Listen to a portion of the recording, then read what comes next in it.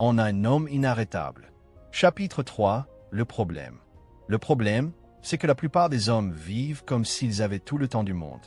Ils se réveillent fatigués, appuient sur le bouton répété, courent pour survivre à la journée, et à la fin, ils répètent le même cycle. Les années passent, les opportunités disparaissent, et tout ce qui reste, c'est le regret. Pas parce qu'ils manquaient de talent, mais parce qu'ils manquaient d'habitude. Ils manquaient de but. Ils manquaient du courage de faire ce qu'il fallait faire chaque jour, même sans envie. Nous vivons dans un monde de distractions. Réseaux sociaux, séries, notifications, tout est conçu pour capter ton attention. Et plus tu es distrait, plus tu es éloigné de la vie que tu veux vraiment. C'est là que le piège apparaît. Tu as l'impression d'être occupé tout le temps, mais tu n'avances nulle part. Toujours à commencer quelque chose de nouveau, sans jamais rien terminer. Tu lis un livre ici, tu regardes une vidéo de motivation là, tu promets de changer lundi, mais le lundi n'arrive jamais. Tu sais ce qui te manque? The Lock Lord. Une direction. Et la discipline de tenir une seule habitude jusqu'à ce qu'elle transforme qui tu es de l'intérieur. Il disait que l'indécision est l'ennemi numéro 1 du succès.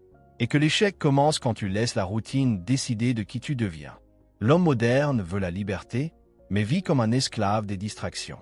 Il veut être riche, mais dépense tout dans des choses qui ne nourrissent que son anxiété. Il veut du respect, mais ne respecte même pas sa propre parole. Voilà le point central. L'échec n'est pas un événement. C'est une accumulation de négligence quotidienne. Et le succès, c'est la même chose, mais à l'envers. De petites habitudes, de petites décisions, répétées avec constance, même dans les pires journées. Surtout dans les pires journées, parce que c'est là que la vraie croissance a lieu. Chapitre 4. La révélation. Napoléon, il a interviewé les hommes les plus puissants du monde. Et tu sais ce qu'il a découvert? Qu'ils avaient tous, sans exception, une pratique quotidienne commune. L'habitude de définir un but clair et de le répéter à voix haute, avec émotion et conviction. Cela semble simple, presque ridicule, mais c'est là que réside le pouvoir. Il appelait cela un but déterminé. Et il disait qu'aucun succès n'est possible sans lui. La plupart des gens se lèvent sans savoir ce qu'ils construisent. Sans plan, sans pourquoi. Ils vivent en réaction, au lieu de créer. Mais les hommes qui construisent la richesse et la liberté commencent leur journée en se rappelant qui ils sont, ce qu'ils veulent et pourquoi ils font ce qu'ils font. Et ils ne font pas que le penser. Ils l'affirment, à haute voix, avec énergie, avec vérité. Ils répètent leurs objectifs. Ils visualisent leur avenir.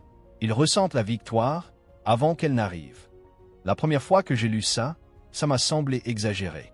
Mais j'ai décidé d'essayer. J'ai pris une feuille de papier et j'ai écrit mon objectif avec clarté.